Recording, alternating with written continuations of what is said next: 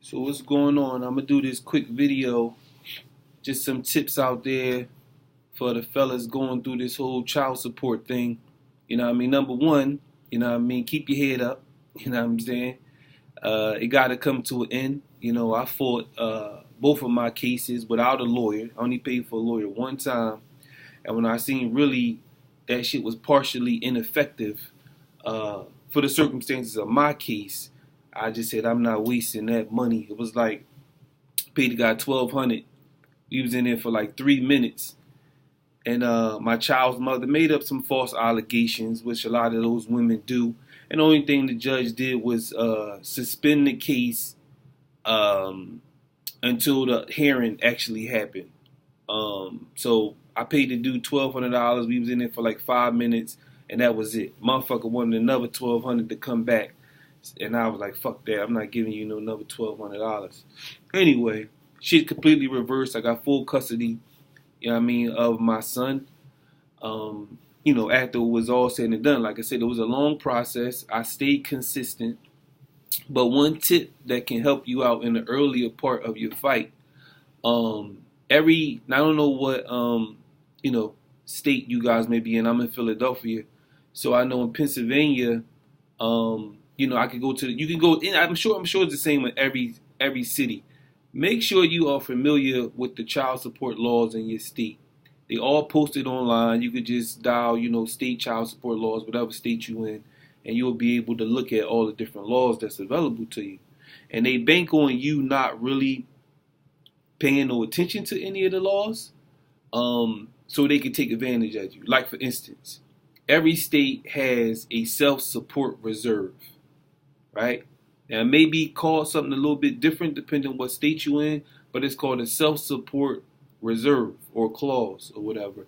And this law pretty much states that they can only take up to a certain amount of your money from you because they can't put you in poverty. So whatever your state's level of what poverty would be, they can, whatever order come through, whatever, they can't take more than what they supposed to take that will put you into poverty. So, for instance, that the poverty line was like $850. Anybody that makes less than $850, is considered to be impoverished. They can take anything except for that. They got to at least leave you with a certain amount that you can live on. Now, it's low, but it can help because what they do when they go down there and file and they do all this shit. Now, with some of them motherfuckers that's crooked, because there's some of them that will say, "Oh, yeah, we can't take up to this certain amount. He only make this amount, so we can't give you shit, or we can only give you this, or whatever." But there's some of them that will do that shit anyway and don't give a fuck, and they'll bank on you not knowing the law, and they'll fuck your money up. And that shit happened to me twice. And one time, I had to appeal, put it on there. Yeah, you got to leave me with the self-support reserve, blah, blah, blah. And they had to grant that shit. Another time I went into a pre-hearing and told the lady about that shit, and she just straight up dismissed the joint. So it's like, they know it's the law, but some of them blatantly don't follow it. And they bank on you not knowing. So if you don't know, they not going to say nothing. You know what I'm saying?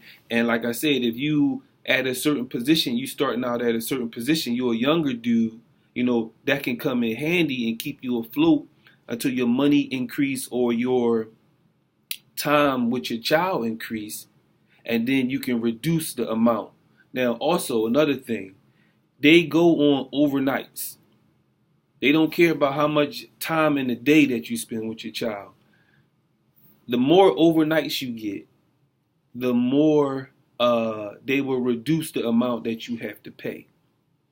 So listen to what I'm saying, fellas. The more time you spend with your child, the more overnights your child spend with you, that's the less amount of money that they can take from you. You know what I'm saying? So, there's another strategy. You got the self-support reserve. Go in there, vie for more time. Fight to get more time with your child. You know what I'm saying? You got more overnights with your child. You keep them out your pockets and shit. So that's just 2 quick tips. Like I said, from somebody who fought mostly all my cases. I got 2 sons. You know what I'm saying? Me and my youngest son, mom, right now we got a pretty cool relationship and arrangement. So everything's cool with that. But, it was a lot of years battling with my oldest son. But like I said, I'm in a position now where, I got full custody. You know what I'm saying? And I'm not, in that position no more. So keep your head up. Stay consistent. Do what you say you're going to do. What you can't do, don't agree to something that you can't do until your circumstances change. Try to be as involved in your child's life as you can. There's even a lot of other deviations that you could try to file for, but that's up to the judge's discretion. So you don't necessarily want to bank on that. But the 2 tips that I told you, self-support reserve and getting more overnights, is a guaranteed way to help you reduce your child support. Fellas, keep your head up. Peace.